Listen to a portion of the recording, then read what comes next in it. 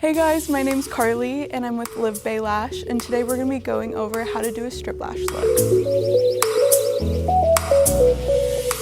So what you'll need to start this service are eye pads, tape, and your tweezers. So when I start my service, I always keep the tape to the left side so then it's handy, right where I can grab it very easy. And I actually go ahead and pre-make my tapes that I'm going to be using for her eyes.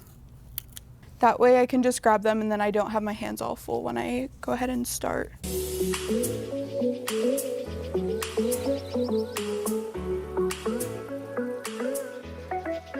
So a lot of lash artists will go ahead and map their lashes out and what they're gonna do and where.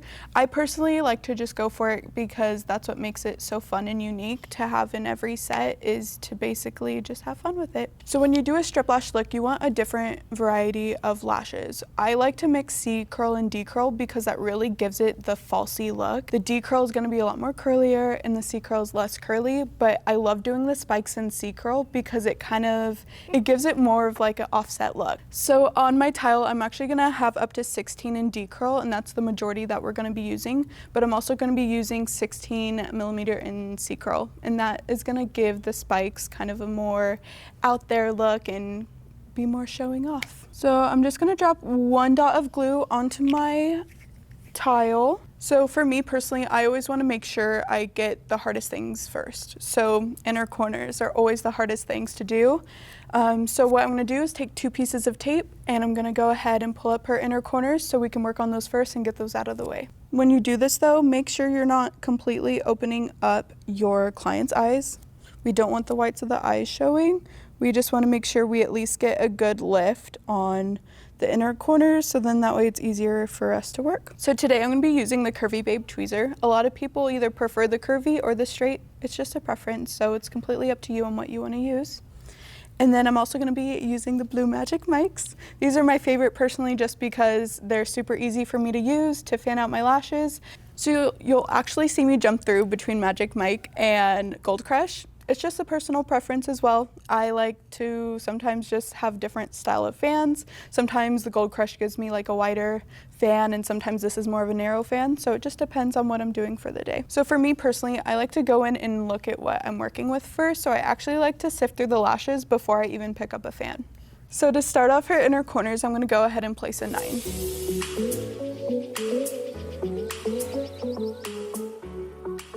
So her inner corners are actually more translucent and they're a lot lighter than the rest of her lashes.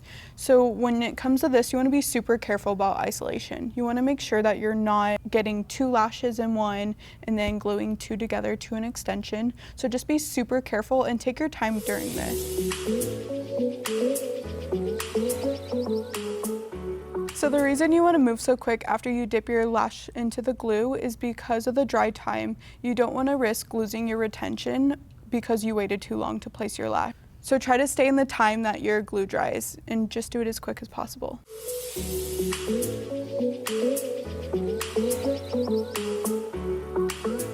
So I started adding the 10mm fans just so then that way we can start getting some texture going.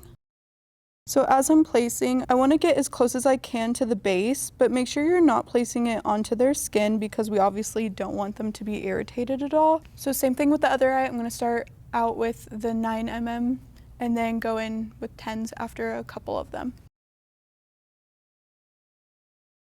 So depending on what kind of strip lash look you're going for, sometimes a client is actually going to bring in an actual strip lash for you to replicate. Sometimes that's a lot easier for people because you kind of have a visual of what you're going to be doing and where you're going to be placing which lash. Personally for me, like I said before, I'm just going to go at it because my client just likes big full lashes and doesn't really mind what kind of look she's going for as long as it looks like a strip lash look. So a lot of people ask if they should pro make their lashes for a strip lash look. Personally, for me, I feel like I wouldn't because it's a very customized set. You kind of never know what you're going to be getting yourself into if you're doing a strip lash look for the day. So personally, for me, I feel like you should kind of make your lashes as you go throughout your service. So I would personally go ahead and do a new glue dot every 15 to 20 minutes. That way it stays fresh and your retention stays good. So when you know it's time to change your glue dot, you're gonna notice instead of a big bubble, it's gonna start flattening out. So that indicates that it's ready to change. I wanna do the spikes first, just so then I have them laid out. And then after that, it'll kind of be easy from there on out. So I'm gonna go ahead and start with the 16C. And what I'm gonna be doing is picking up off the strip and not fanning out the lash. So this is really tricky for a lot of people, even though it could be one of the simplest things that you can do. So when you pull off the strip, don't bother fanning it out and just make sure the base is still skinny though, and then dip in the glue in place. So for her, I wanna make sure I have an even amount of spikes all across her eyes. You don't want 5 spikes here and then 4 spikes here and it looks kind of offset. The whole point is to make sure they look similar at least. So from here, I'll kind of map out, I'll find the strongest lashes just because I want to make sure if we're putting a 16 on her that it's going to be a super strong lash.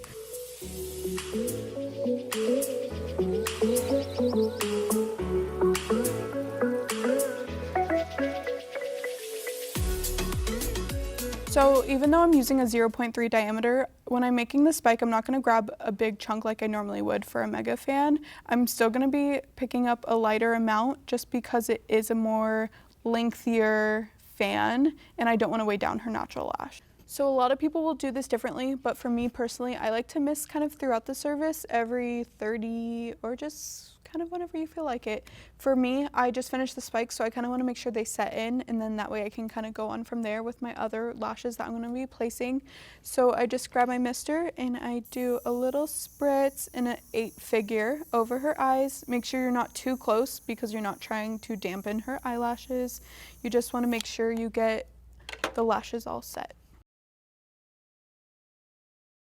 So because I've chosen to use around 13D curl or 14D curl, it's just gonna depend. I might throw in a few 15D curl or 16D curl, kind of just to go with the flow and make sure it's just looking like my client wants it to. So as I make my fan, I'm gonna go in and kind of figure out where I need more lashes. So I'm just gonna find anywhere that has a gapier area and then fill it in. And I am using the 15s right now. So basically what I've done so far is gone through with a layer of 13s, a layer of 14s, and a layer of 15s. The reason I added the 15D curl is just so then that way it has a little bit more of the length up top. So the layer of 13s is really just to add a base of darkness, and I am going to go in with another layer of 13s just to add even more darkness. You really want to leave the higher lengths alone just so then they do stick out more, but I did want to add a few 15D curl just so we get a little bit more of the texture. My client really loves a textured strip look, so that's what we're going to go for. So as I'm finishing up, I'm just using the fan to start drying her lashes and relieving anything that she feels in her eye area, and I'm just brushing through yet again, making sure any lashes that are going to come off are going to come off now. And I'm also brushing just to kind of make sure that when I check with the mirror, the lashes from the front, everything looks even, and if it does. So at the end of the service, I'm going to take the mister and do the same thing as before, do a little figure 8, make sure you're not dampening the lashes, make sure you're still far away from the lash line.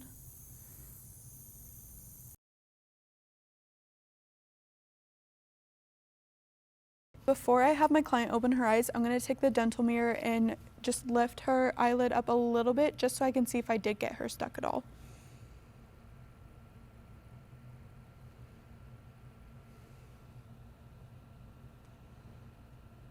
Perfect.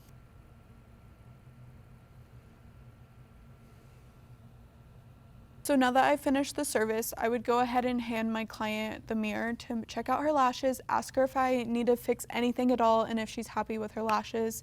If she isn't happy with them or if I need to fix anything, I do just go ahead and go back and fix it, whatever I do need to do. But for the most part, they're usually always set to go.